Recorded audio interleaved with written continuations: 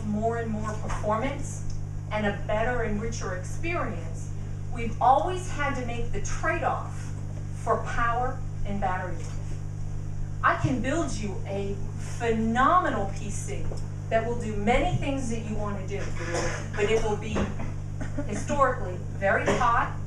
You will have to have some fans in there. You'll probably have to plug it in, or if you want it mobile, maybe it'll give a couple hours. We've always had this trade-off, this balance between performance and power, performance and power.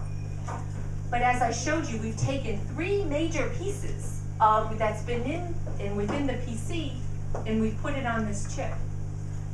So we're able to get all-day battery life, 10 plus hours of battery life on a notebook computer that's sleek and that's slim from AMD, but has all this great performance. And we're able to do it by putting high technology on the same piece of silicon. You don't need connectors. The way that these communicate are 4 times faster than the current way through the PCI Express bus. So it's an innovation, but it's innovation not at the expense of power. Because we all want performance. We all want to do more on our PCs and tablets, but we don't want to plug in.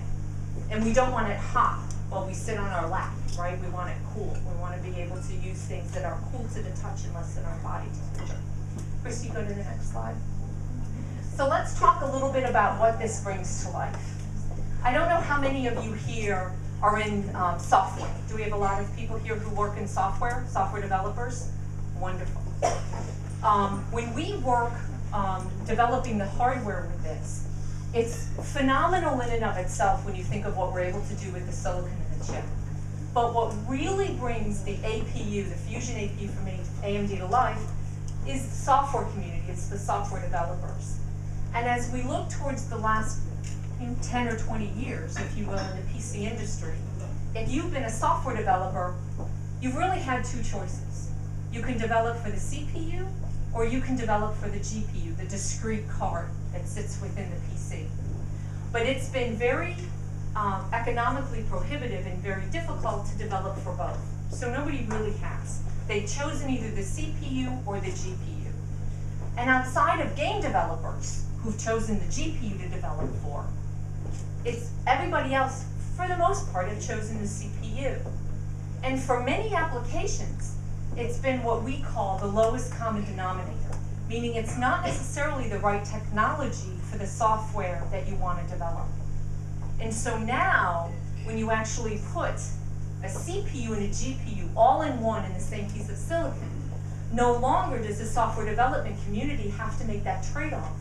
They can develop for either the CPU technology or the GPU, or in essence, the compute technology that's in both, and decide, depending on the task at hand in that software application, I'm going to put it to serial processing, the CPU, or I'm going to put it to parallel processing, the GPU.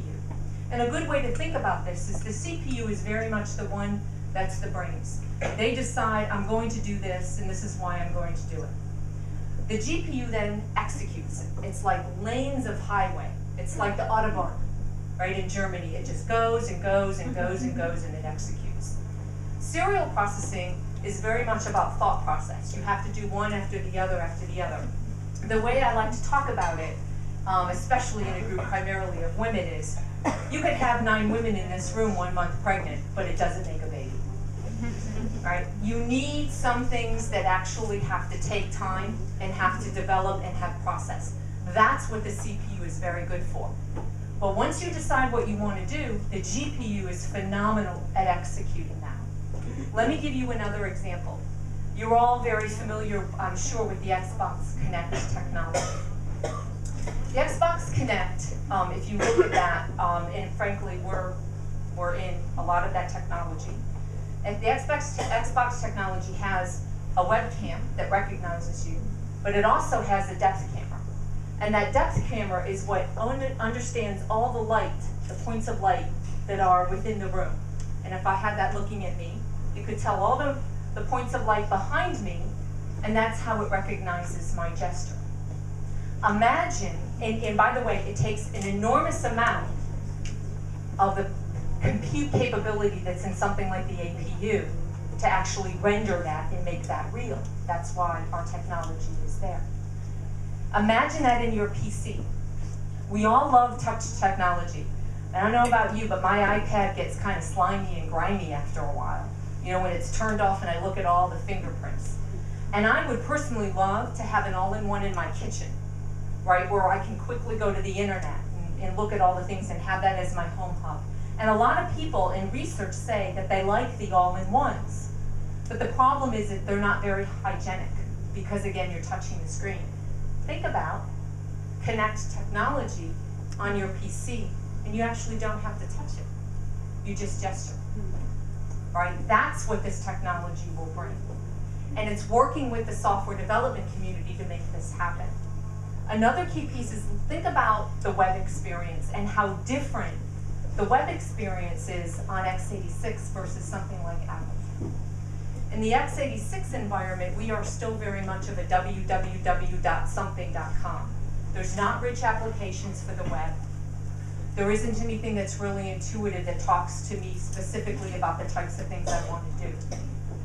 And the reason for that is, historically, software developers have had to develop for the lowest common denominator, the CPU, because every computer has a CPU in it.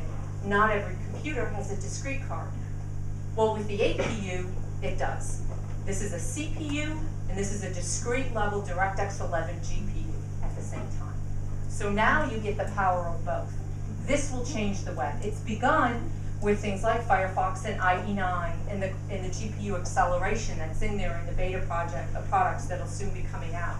And you'll see the difference in the experience that you have when you have a GPU. If you go to the next slide, Christy. Thank you. So the last piece is I want to bring a few more things to life to you in terms of the iHeart APU. Think about a few other things that this brings. We talked about some of the interface technology and how the computer finally gets smart and knows it's me and you and knows what we're doing in front of it. Imagine, if you will, opening up your notebook and your webcam knows it's you and you never have to enter in a password for that session. Imagine, if you will, we have for video what we have for music. We can search our music very quickly. We can find our music very quickly, but we have a really hard time with video. I saw a statistic the other day. There's 9